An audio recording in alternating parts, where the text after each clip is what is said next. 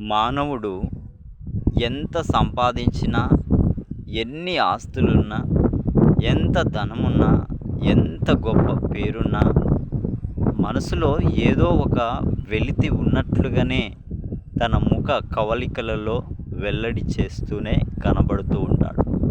దానికి గల కారణం ఏంటంటే, అన్నీ అనుభవించి, అన్నీ సంపాదించుకొని, అన్నిటిలో పేరు పొందిన ఆయనలో తనను చేసిన ఆ దేవునికి స్థలం లేనందున, ఆ దేవుణ్ణి దేవుడిగా ఎరగనందున, ఆ దేవుణ్ణి హృదయమందు సంపాదించుకొననందున అలాగూ ఉంటాడు.